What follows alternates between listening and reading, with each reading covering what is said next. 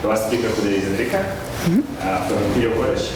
We'll speak about Berkovich's statements. So thank you all for coming. Thank you, Nikon, for the introduction. And also, it's a great pleasure to be in Moscow for the first time and to speak here. So the goal of these two talks are to advertise and then explain some techniques that come from non-Archimedean geometry and how can they be applied to the study of degeneration of varieties, or in general, or in particular, hyper-Kähler varieties for the purpose of this workshop. So if time permits, in the second talk, I will also mention how precisely the same techniques can also be employed to study character varieties. These varieties arise naturally from non-abelian Hodge theory. And so we will see that the main object that we will introduce, so the essential skeleton, can be used also to prove some new evidence for a conjecture in non-abelian Hodge theory. But for today, I will just stick to the case of variety with trivial canonical line bundle, and in particular, hyper-Kähler. So I want to start by giving a sort of motivation for the object that I want to introduce, so this essential skeleton. So I want to describe a series of ideas. They are related to mirror symmetry, but this will be not at all a complete overview of the idea of mirror symmetry. I will just select some of the ideas that I think they are particularly relevant. So the starting point is the famous SYZ conjecture. So this was proposed by Strominger, Yao, and Zalow in the 90s. It is a geometrical explanation for mirror symmetry,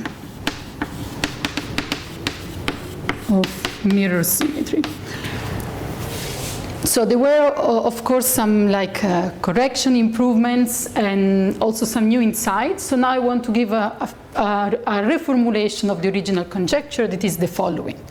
So the setting is that we want to consider a family of varieties. So we say that this is a maximally degenerate family, projective family of n-dimensional Calabi-Yaos. So hereby, I want to explain precisely what I mean by maximally degenerate. So here we mean two things. So the first one is that basically our family that is just, okay, what is this? This is like a punctured disk in in C, like a complex punctured disk centered at the origin. So when we ask that our family is maximally degenerate, the first thing that we ask is that we can extend to a family over the full disk. In which way? Such that this family is semi-stable. So this is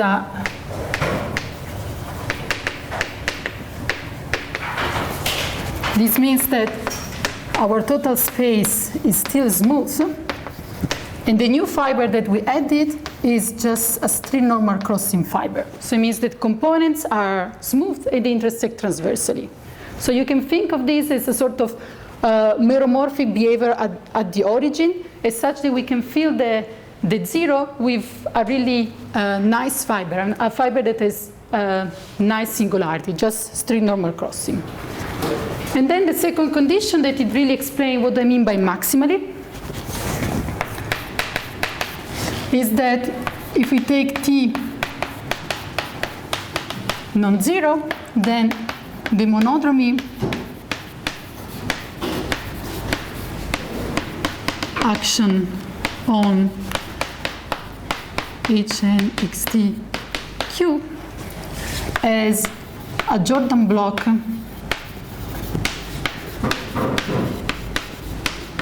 of rank n+1. So to explain the setting means that we start with a small disk, right? So here we have 0, and here we have a general element T. So we know that over T we have a nice smooth Calabi-Yau of dimension n, while over 0 we have this maximally degeneration behavior. So if you think about this, for example, to be a quadric in P3, maximally degeneration means that it degenerates as much as possible. So for example, it degenerates to the union of 4 P2 of 4 planes. Okay, so this is the idea. Here n in the second condition is the dimension, right? Yeah, this n is exactly this n. So each of these elements, xt, is an n-dimensional Calabi-Yau. By Calabi-Yau I mean just the canonical unbounded trivial. So it's that n. Okay, so this is the setup. So then what's the content of the conjecture? So it says that for a general T in delta star, xt admits a fibration, xt over B, where P is an n-dimensional topological manifold,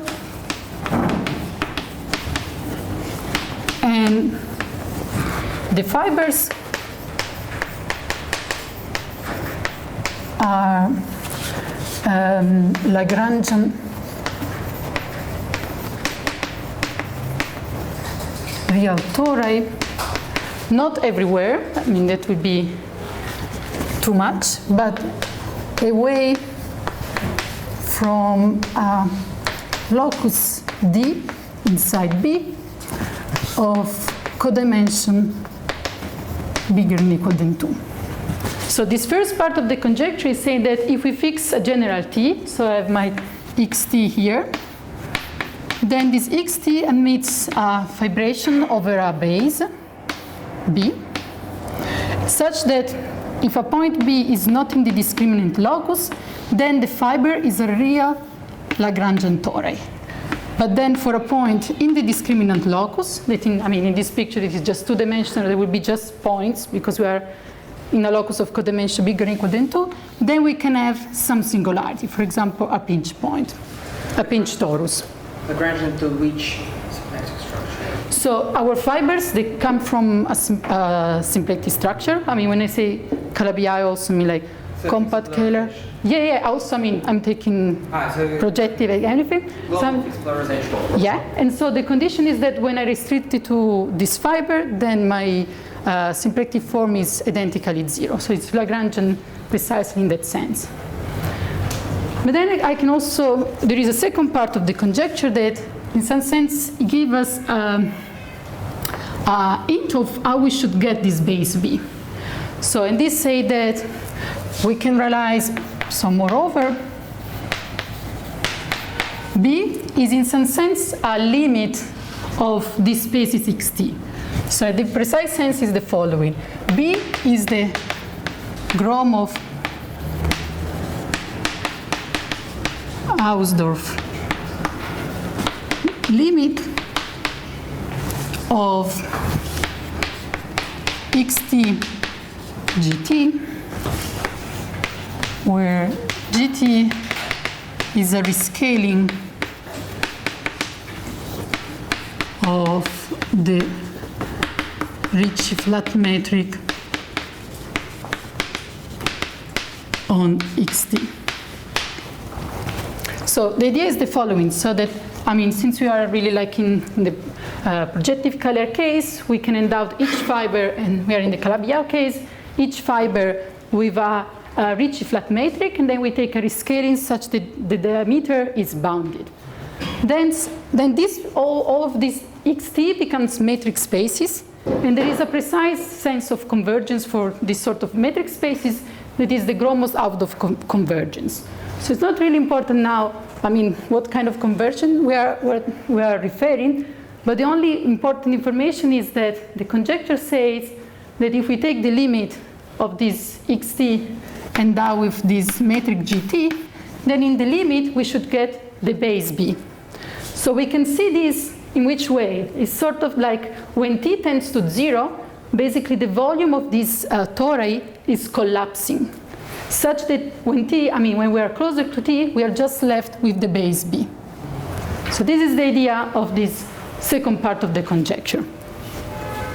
And as I mentioned at the beginning, this can be seen as a geometric explanation of mirror symmetry. I just want to mention, in which sense. So mirror symmetry tackle the problem that given a Calabi-Yau, we want to construct a Calabi-Yau that is said to be mirrored to the given one, in a sense that the two geometries are related. And the point of making this relation clear is still it's still part of the problem itself of mirror symmetry. So just keep in mind the idea that we are trying to construct another Calabi-Yau starting from the given one xt. So then, if we suppose that there exists such a fibration, one way to construct another Calabi-Yau will be, we start with the nice fiber, the one that are tori, and we do a dualization. So we dualize this fiber. And then there is still the problem that we need to fill the gaps. So we're still some points where we cannot take dual of a torus. So then this is called like the reconstruction problem. So we need to find a way to compactify. But basically, in this sense, S with Z is a geometric explanation of mirror symmetry. And what is particularly relevant for what I want to explain is really the study of the base B. So, the next step of like this series of conjecture, the idea that I want to express is really what we know and what we expect about the base B.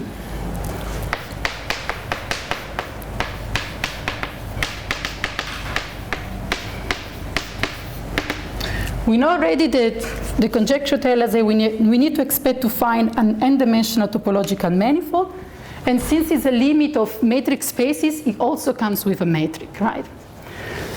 So, but the expectation is more precise. So suppose that we are considering xt a strict Calabi-Yau. So here I mean that I'm also imposing some vanishing for some Hodge numbers. Then in this case there is like a vast literature about mirror symmetry for strict Calabi-Yau, and the expectation is that our base B should be homeomorphic to a sphere of dimension n. So okay. Then in the case where xt is hyper-Kähler, so this is the case where I want to focus on, then here the expectation is that our base should be a Cp n over 2. So we know that n for hyper-Kähler is necessarily even, so it makes sense to take n over 2. And this is indeed real n-dimensional space. Irreducible, yeah. When I say, irreducible, yeah. And so where does this expectation coming from? So the fact that we are really investigating the existence of Lagrangian fibration from an hyper-Kähler to a base B. So we know that this need to match the expectation for the base for holomorphic Lagrangian fibration from an hyper-Kähler. And in this sense, there are like conjecture. It's conjectured by Euler that the base should always be a projective space. And there are already good evidence of this fact. Like we can mention, if we know that the base is smooth, so let me just evidence it. We know by 1, this is known when B is smooth. Then we know that it's a projective space. Then we know that by Markman and Wienek, two separated words, we know this when we consider as hyper-Kähler the one of K3 type or Kummer type. And then we know also the case of the dimension 4, so when n is equal to 4. Then we know that we get a CP2, and this is due both by Bogomolov,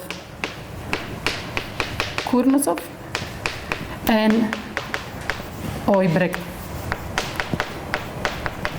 and Chenyang-Su.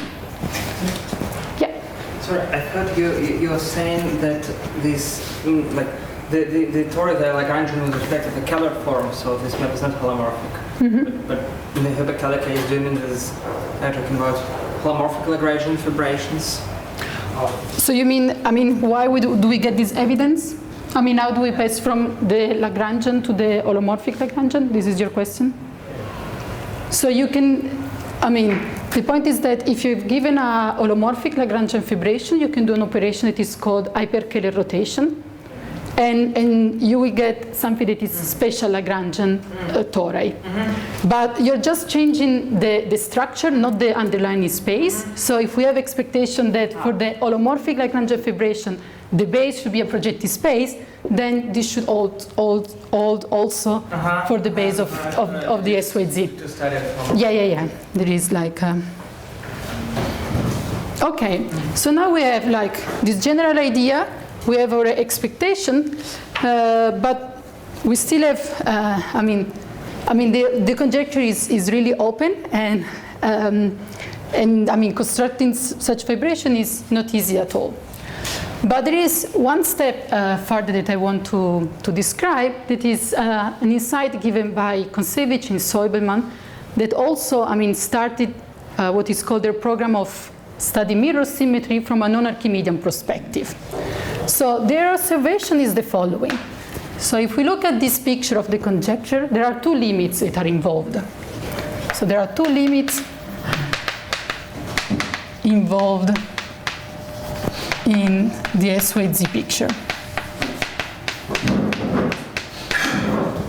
The first limit is this Gromov-Hausdorff limit that conjecturally should give us the base B. But then we also have another limit, let's call it an algebro-geometric limit that is given by the central fiber curly X naught. So this was my extension of the family, and here I have a central fiber. Then if this central fiber is indeed a straight normal crossing divisor, a straight normal crossing variety, we can associate what is called the dual complex, the curly X naught of X naught. So I will recall now what I mean by dual complex. So suppose that it's given a variety that is a straight normal crossing variety. So you need to think about dimension 1, we just have components that intersect transversally. In dimension 2, you can think about 3 hyperplanes meeting transversally, or for example, this union of hyperplanes. Then the dual complex D of y is the following cell complex. So I need to tell you, if I want to construct a cell complex, I need to tell you what are the cells, right? So for every component yi, I will associate a 0 cell vi. Then if I have yi0 and yi1 that intersect, and I take one component of this intersection, then I want to join the two cells with a one cell between vi0 and vi1. And in general, if I have components of y0, yiR, so r plus one component, then I will put an R cell between them. So the picture is, for example, here we have 3 components, so I will have 3 vertices. And then the 2 first components, they intersect in one irreducible component, so I add one edge. While here, I have 2 intersections, so I'm adding 2 edges. So in general here, I have 3 vertices, the 3 hyperplanes. They intersect along curves, so I will have 3 edges, and then they also intersect all in a point, so I will have a full triangle. Okay? So this is the construction of the dual complex. How do you define the gluing maps? So it's just given by inclusions. So if, you just reverse, you have that this intersection, they will just be contained one in the other. It's not cellular, it's actually kind of simplified. Yeah, exactly. But I mean, if you are S and C, then there is a unique way to define the gluing maps. So that's, I mean, it's enough to give the description of the cells. So the idea is that, so we have these two limits. One was giving us a topological, I mean, conjectural topological space. And now also from the algebraic geometrical limit, the curly X naught, we can cook up basically another topological object that is this dual complex. So the idea of Kontsevich and Soberman is that these two should be related. So the one with different matrix, right? Exactly. So that's why we will talk about essential skeleton and not just dual complex, because we will need to make sort of a choice of which dual complex we want to consider. So but let me just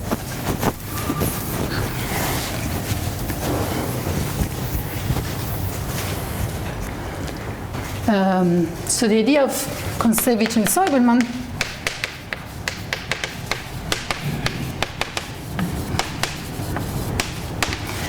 is that not only the base B, this dual complex should be related, but what they observe is that the conjectural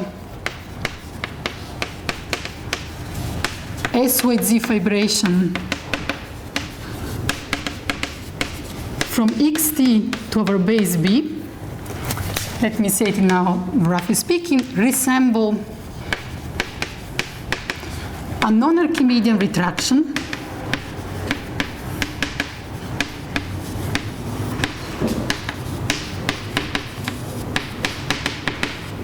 from an object that is called the Berkovich space to a skeleton that is called essential skeleton of X that lives inside this dual complex.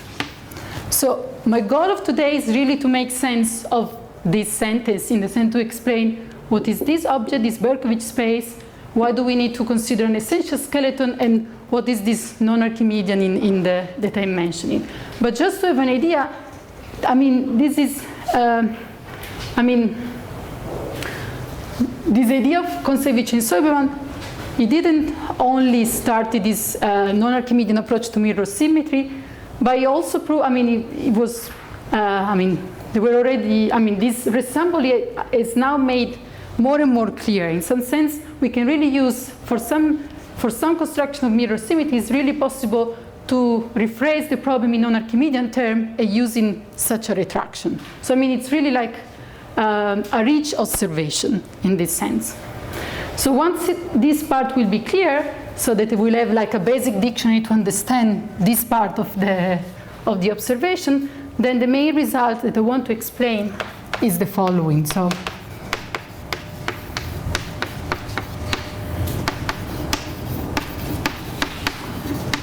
this was a joint project with Morgan Brown. So if we consider S and A maximally degenerate family of K3 surfaces and abelian surfaces respectively, then if X is the corresponding Hilbert scheme of n point on S, or the generalized Kummer variety associated to this degeneration of abelian surface, then the essential skeleton, this object that was introduced here that is expected to be a sort of analog of P, is piecewise linear homeomorphic to a projective space. So we can see this result as a sort of new evidence that these two objects are related, right? Because we already knew that in the hyper-Kähler case, we expect the base of the S with Z vibration to be a projective space. And now again, if we rephrase the problem in terms of non-Archimedean geometry and we compute the essential skeleton, we really get this projective space. So this is giving evidence that there is a relation between the two. Okay, so if there are no questions about this ideas that I wanted to introduce before getting to the more technical part about the analytification, then I can start. But It's obvious or true, that the dual complex does not depend on the choice of a special fiber. sorry? It's obvious or even true that the dual complex does not depend on the choice of a special fiber. So it depends which special fiber you're taking. So and also in which dimension you are. So in some sense, we know that if you start with a special fiber, you can always blow up. And blowing up, you will add new cells. It's not a subdivision? It depends which blow up. If you blow up a stratum, it's a subdivision. If you blow up a locus that is not a stratum, like a point, then you're really adding new component. So the essential skeleton is exactly trying to solve this problem. So finding something that is canonically minimal. And I mean, we will see that there are basically two solutions. I mean, or you talk about minimal SNC, but this is only possible when you consider a family of one-dimensional variety. Otherwise, I mean, there will be the solution by Kontsevich and Soberman that is more technical, or you can run an MMP and say that basically you are contracting everything that was inessential. So there will be these two solutions, yeah. Are there any other questions?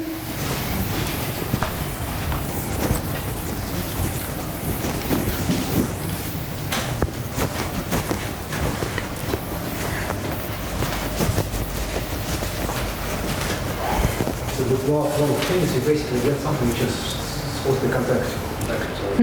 So if you blow up some wrong things, you get something which should be contractible. Exactly, yeah. Can you do something direct if your special fiber is not SNC? What do you mean by direct? Well, I mean by not reducing to some picking an SNC level or something. No. So you start with a variety X, you have a model, like you I have... have a very bad degeneration, say. I mean... I still want to associate it complex without going to any like I mean, the big... So the worst singularities that you can allow such that there is still a dual complex is QDLT. So quotient of DLT singularity. That's the best. That's the biggest generality. Already when you have log canonical, there is exactly the problem that you were asking. So I can list the cells, but there is not a unique way to glue them. So there is not a well-defined object. So, as long as you are inside QDLT, that's fine, but not worse. Otherwise, you need to resolve and then also check that what you get is independent on the resolution. I mean, you need to do this sort of things. But it is known that when I resolve it will not.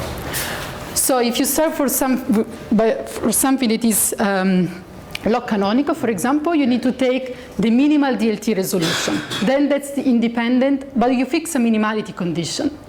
Because otherwise there is always this problem that I can keep blowing up and add the new edges. So you need to impose a minimality, and that's fine. But if you are not log Calabi-Yau, other singularities, I don't think there is a general, I think that the dual complex will depend on your choice. Any other question? Okay, so then let me try to give a brief introduction to Berkovich analytification.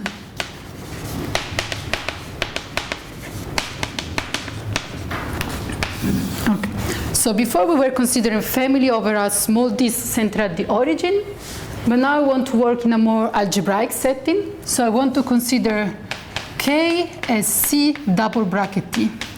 So you really need to think about this as the algebraic replacement of what was before the delta star, like a small disk, center at the origin, and puncture, because T is invertible. Then we will have C double square bracket T as the analog of delta. And in particular, we will have a residual field that is just the complex number. So this will be the residual field at 0. And we consider X to be a smooth and proper K variety. Okay. So what is good in considering this algebraic version of delta star is that now this field comes equipped with a valuation, right? So K is equipped with an absolute value that is just, I mean, I want to consider the order of vanishing along t, and then I just take minus exponential to make it into an absolute value. So basically, any function, any series in t, I can just take the order of vanishing. So the smallest t that appears in the series, like the smallest, the exponent of the smallest coefficient that appear here. Okay. And now, I mean, this is a non-Archimedean valuation or non-Archimedean absolute value. Is it clear? And so we can associate xan. This is called the Berkovich analytification.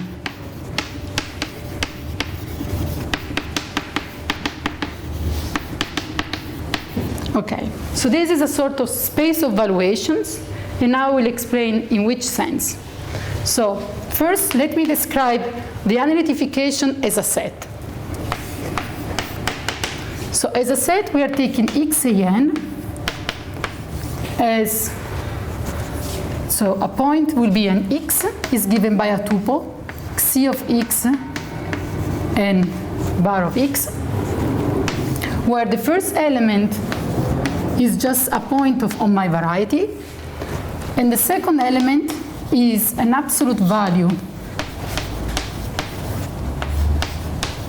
on the residual field at the point that I choose, extending the given absolute value. Point means point in the like Schematic points, so any point. So for example, if xi of x is a closed point, then we are looking at the absolute value at the residual field of a closed point, but we know that this is a finite extension of my case, so there is a unique way to extend. So I will have that, so let me call iota the map from xan to x, that given the pair is just remember the point. Okay, so then if I fix here a closed point and I look at all the possible absolute value of its residual field, there is just one. So iota, the pre-image, is just a point, right? Well, for example, if I fix eta x, the generic point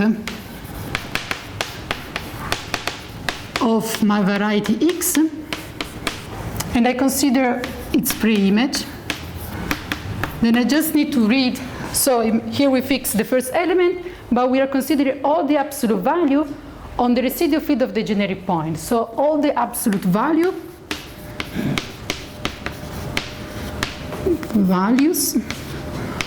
on the function field of our variety, extending the absolute value on the base. not necessarily divisorial, all of them, right? Every. So, but first observation, this is a birational invariant, right? Because these are all the absolute value on the function field, it is a birational invariant. So I will call this as x bir, that are, of course, a subset inside the Berkovich space, but in particular is a birational invariant. Okay. So I will give a more concrete description of what kind of points we can construct, but first let me just describe the topology, because so far I just gave it this space as a set. So as a topology, we consider the weakest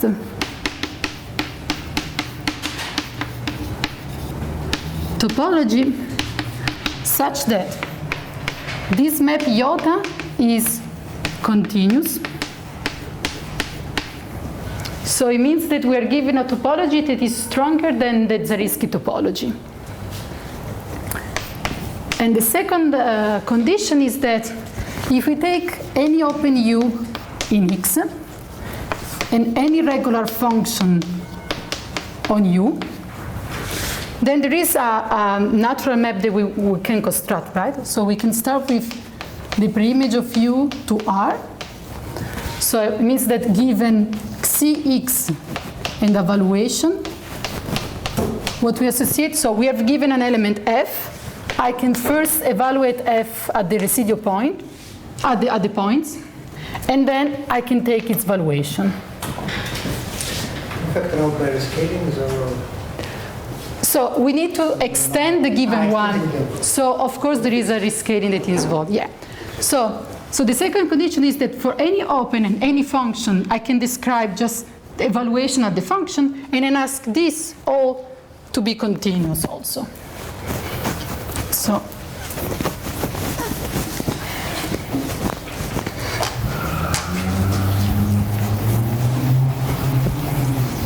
we just finished the sentence for any blah, blah, blah.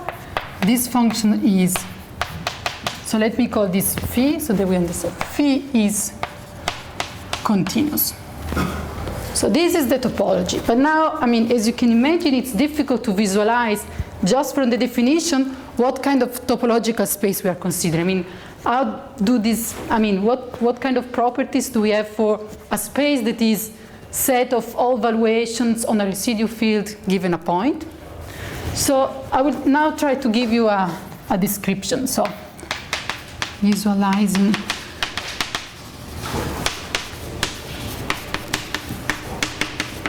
Berkovich spaces. Maybe the closed points are not to think, right? Because you can have verified coverings. Even the closed points geometrically correspond possibly to some coverings. So you can extract roots of T, right? So, but it will be still a finite cover? Yeah, so I mean there is... No, it's formally... Yeah. But if you think it is... explain that. Yeah. So if we want to try to visualize this, we want to start by describing some of the points that are inside the Berkovich space. So to do this, we consider models.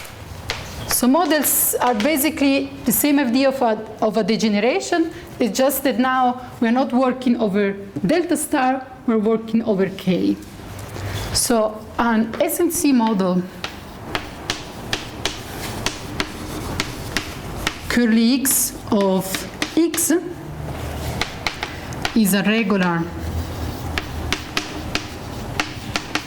flat scheme now over R that is C double bracket T, such that two conditions holds. The first one is telling us that we have a model. So this is translated in the sense that if we take curly X and we base change to C double round bracket, we get back, I mean, this is isomorphic to X. And the second condition that is saying being SNC, it means that when we take the special fiber, so this is like the base change to C, this is an SNC divisor. So the picture is really that here I have a one-dimensional base that is C double square bracket T. Then I have a generic fiber that when I base change to it, I just get back my variety X. So in this sense is a model. And then I also have a close point, the one corresponding to T equals 0. And then here I need to have a divisor that is SNC. So I need to really think about like, I can have singularity, but still, this is just straight normal crossing singularity.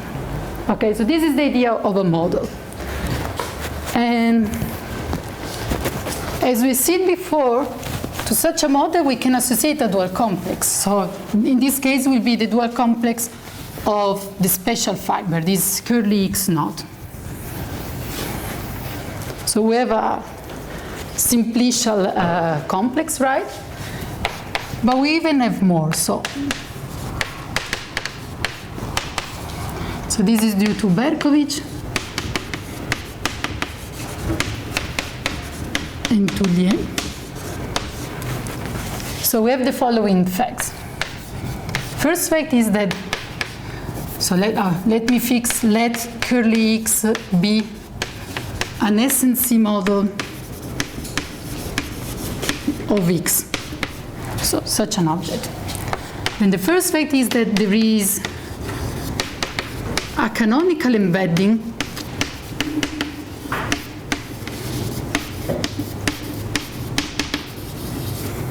of the dual complex inside the Berkovich space.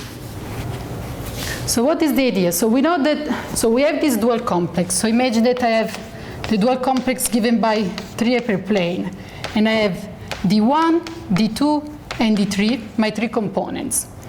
Then I know that the dual complex will be just a full triangle, where this is like V1, V2, and V3. So now, when we say that we can canonically embed the dual complex inside the Berkovich space, it means that each of these points would need to give to each of these points a sort of valuative interpretation. We need to think these as valuations. So for the vertices, it's pretty straightforward to think of which valuation. We can think about the order of vanishing of functions along the component D1, right? So we can think of this as given by the order of vanishing along D1 of the function of our function field, and then maybe we need just to take minus the exponential or some rescaling, but that's not important. The point is the generic point.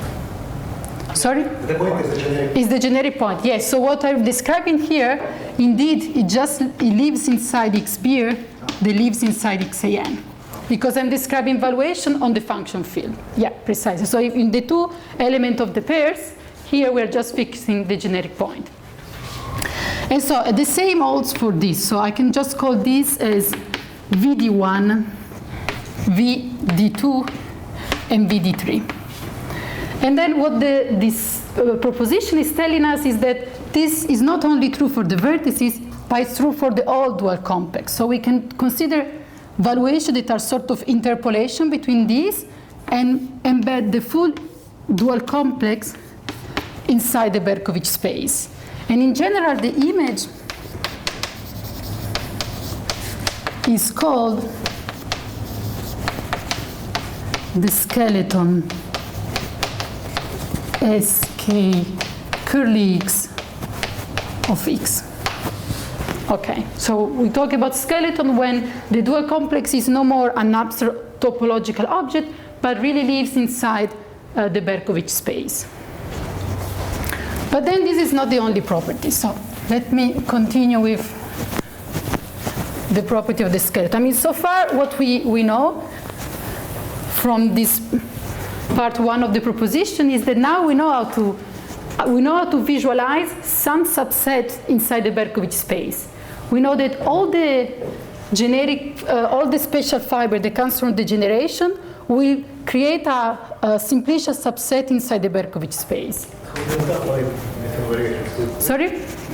Can you say explicitly how you interpolate different valuations, or is it complicated? No, it's not complicated. So there are some points that are easy. For example, as I said, we can always blow up. So for example, if we blow up this stratum in the special fiber, then we're creating a new component. But this indeed is just a subdivision. So it means that we are just, we will have a new model, and it will correspond to the middle point between the two vertices. Sorry, but this is, between V1 and V3, so it's here. So if I blow up here and I get an exceptional divisor, this I will have V of E. So here I will have V of E. Okay. So we can keep performing this process, so you can get all the rational points in the parameterization of my edge in this way, and also the one inside. I will just need to blow up strata of higher codimension. But what you cannot get in this way are the irrational points. Because you keep, you always be like a rational subdivision of your sets.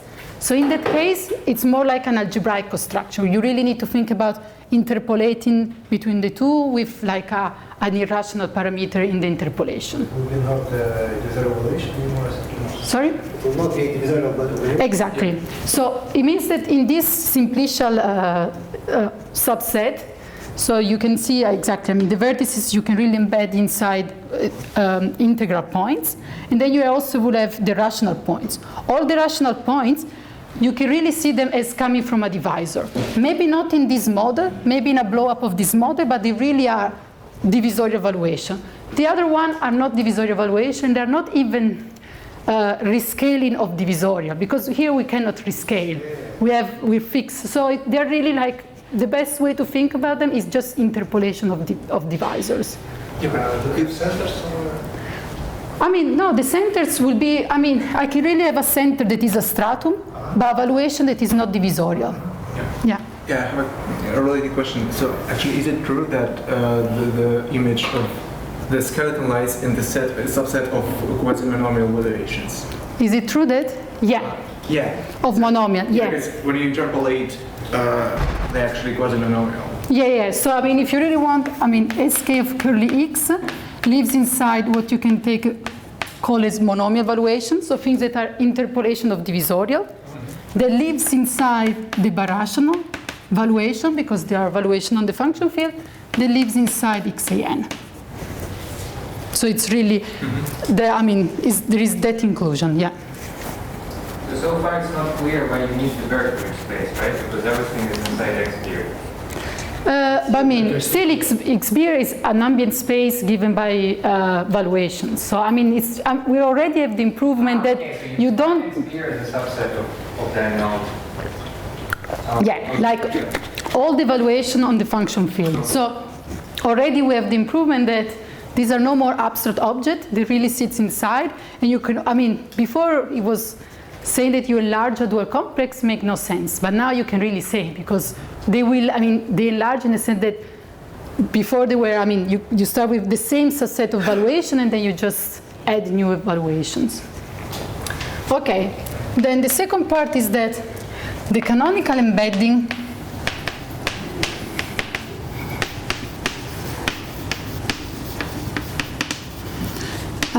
admits a canonical retraction.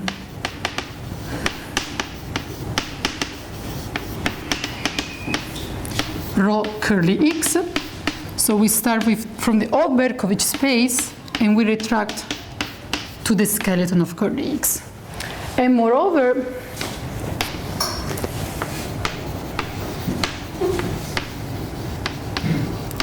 this is a strong deformation retraction.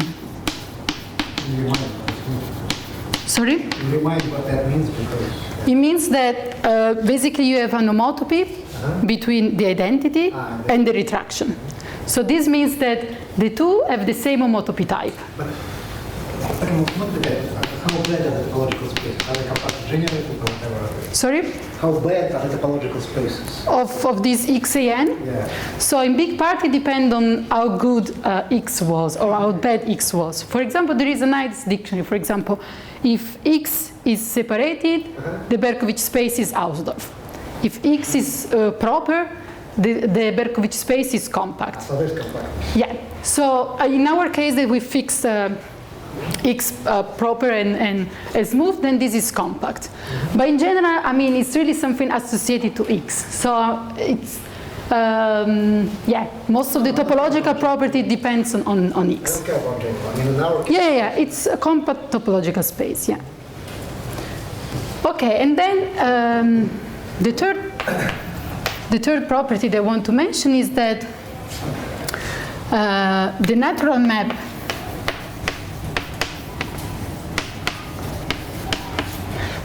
that we can get starting from xan, we know that we can retract to the skeleton, right? But we can retract to all the skeletons. And in particular, I can take the inverse limit when x is varying in the SNC model of x of all the skeleton, right? Well, this is an homeomorphism.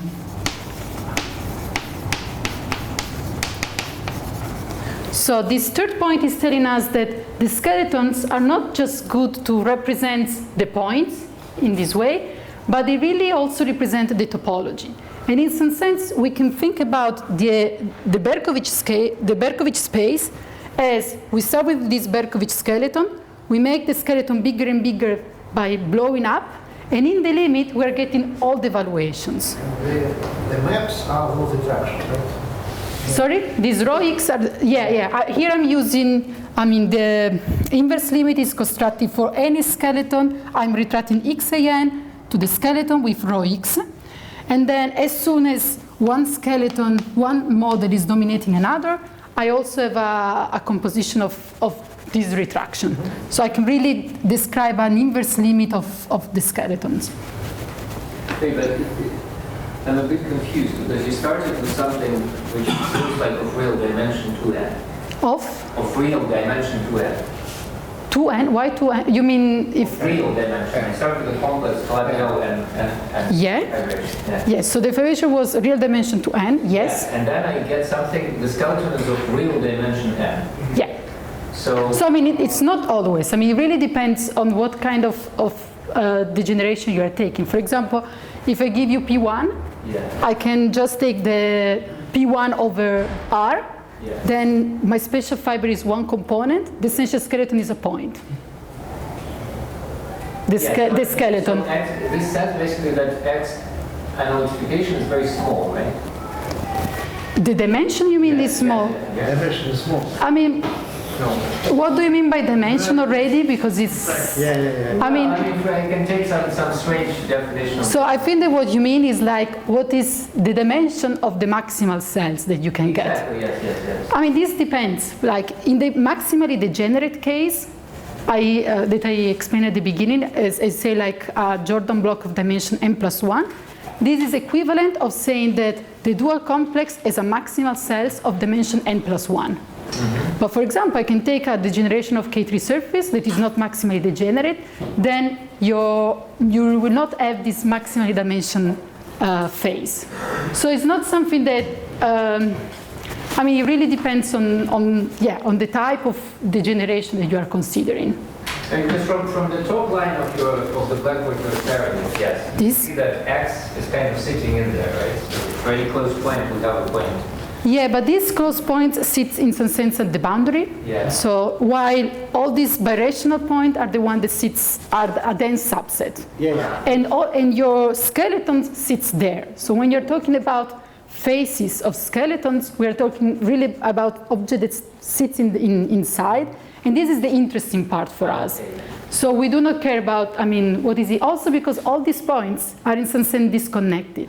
I mean, it will be really each a sort of boundary. So, I mean, the topology of X itself is no more interesting because you're just pulling them apart. Is it true that the birational thing is dense? The whole Yeah. I mean, even stronger, like the divisorial one are dense.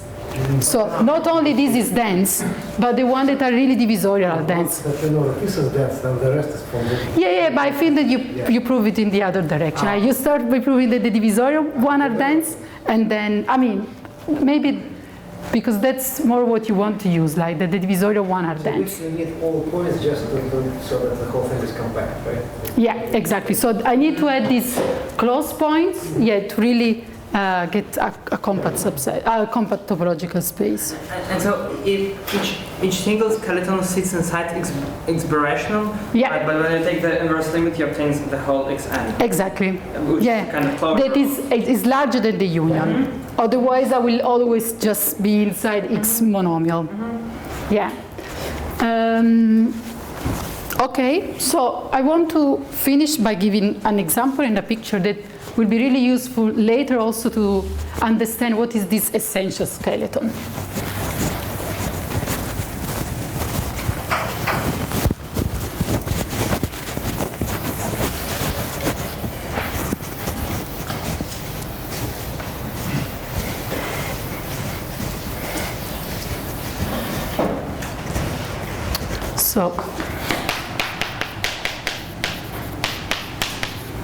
So I want to fix E, an elliptic curve,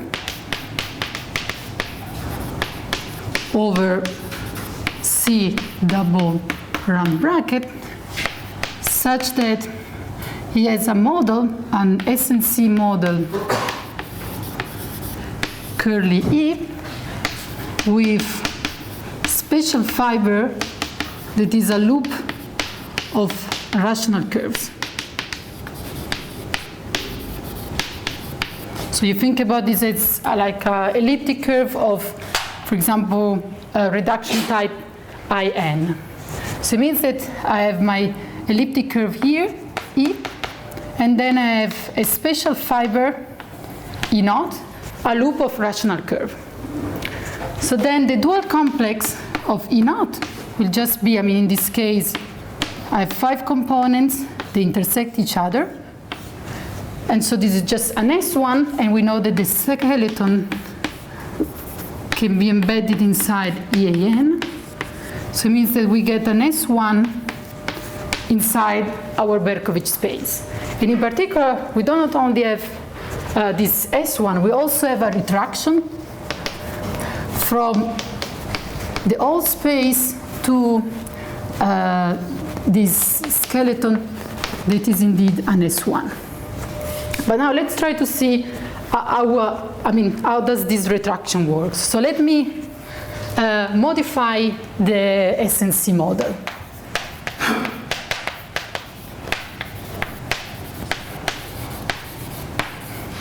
So here I have my special fiber. And there are 2 ways I can modify, staying like preserving the fact that it's a model. I can, for example, blow up this locus. Okay? So this is the blow up of a stratum, like an intersection point. So if we do this, what we get is like we're adding a new irreducible component. So it means that here I need to, in this cell complex, I need to add a new component, but this indeed is just a subdivision of an edge that we already have. So this kind of modification, they just give us a subdivision of the simplicial structure. And the map in that inverse system is exactly this identification. Sorry? And that map in the inverse system is exactly this identification. Exactly. Yeah. So nothing happens. Yeah. But if we want to see something happening, then instead of blowing up nodes, we need to blow up. So here, we really need to blow up a smooth point inside a component. Because if we do this, then we get a new irreducible component here. So this is blow up of smooth point, smooth interior point. And then it's what we, at the level of dual complex, also of skeleton, what we get is we get a new edge. So this is like enlarging the skeleton by one edge.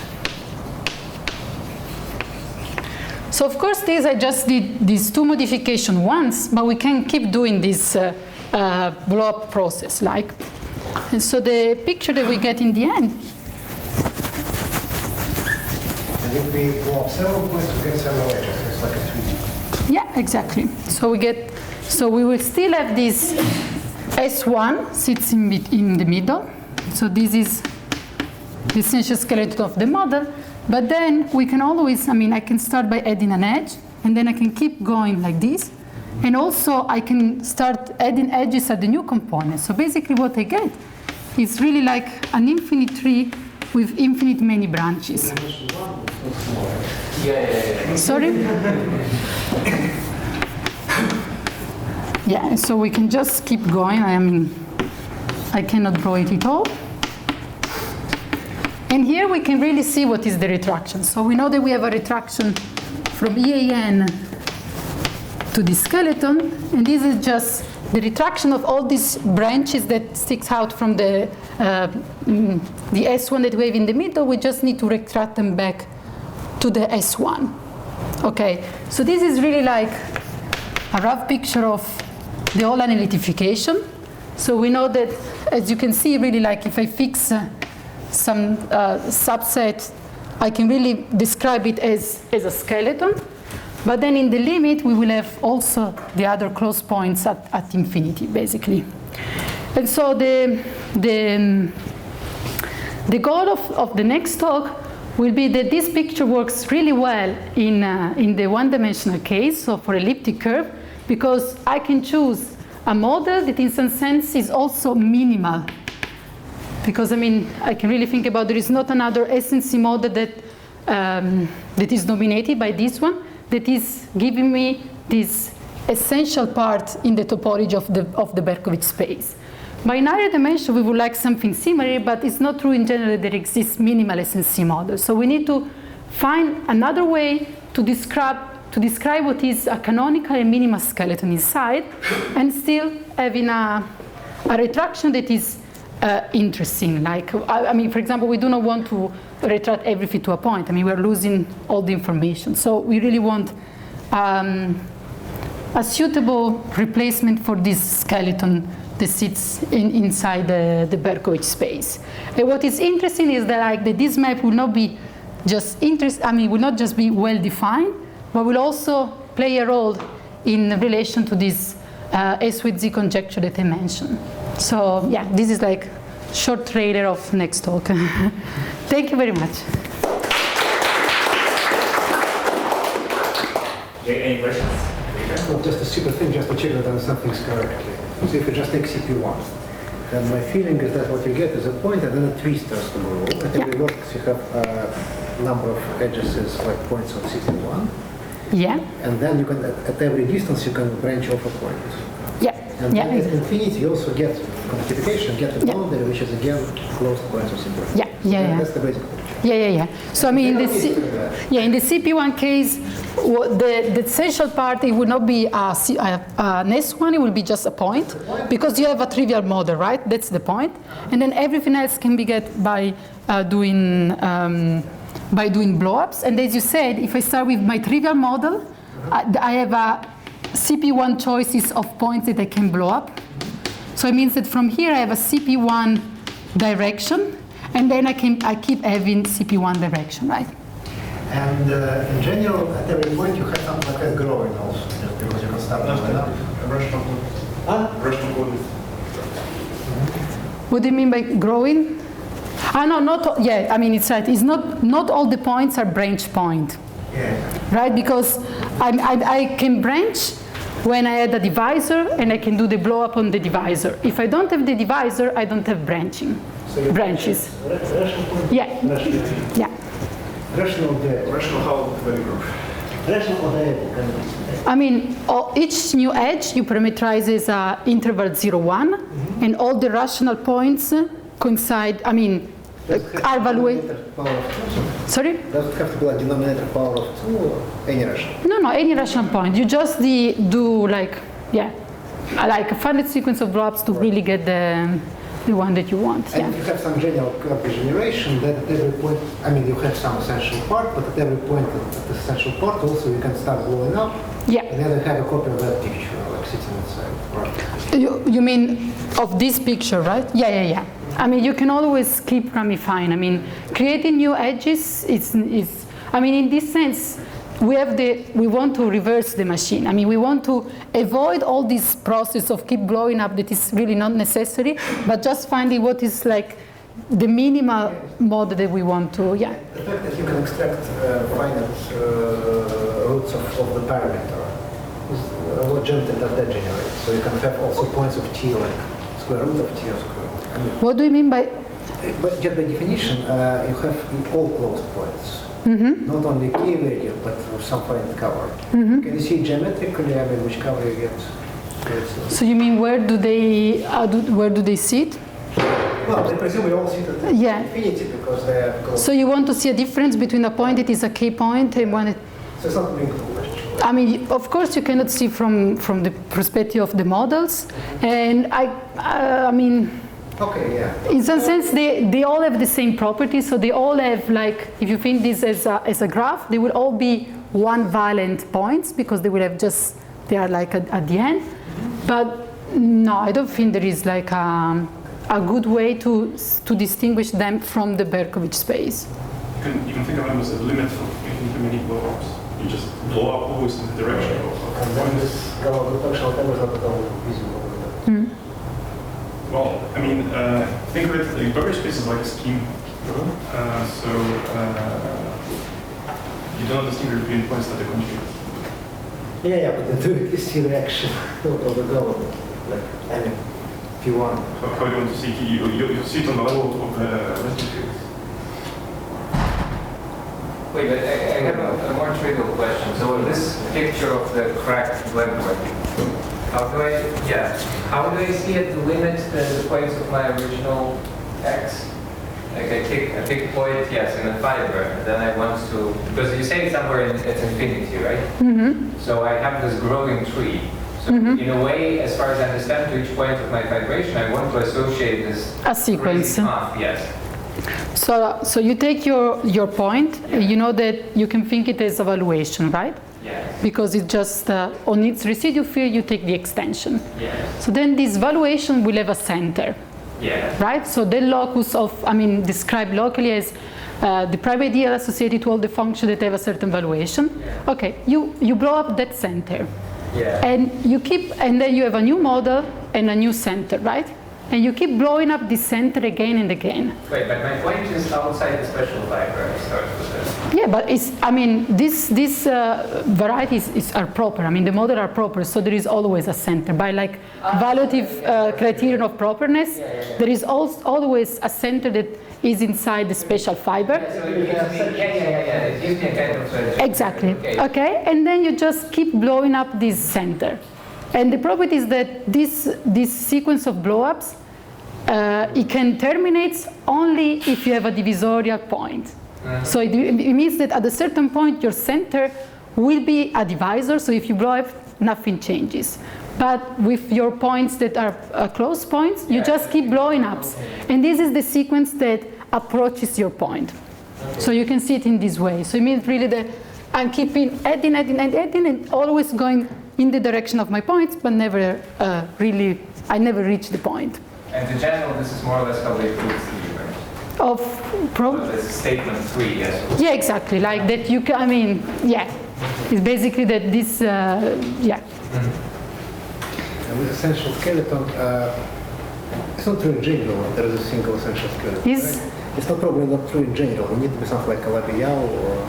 It's more general, yeah. You can think about, you will need some conditions. So, for example, we will have two recipes to define the essential skeleton.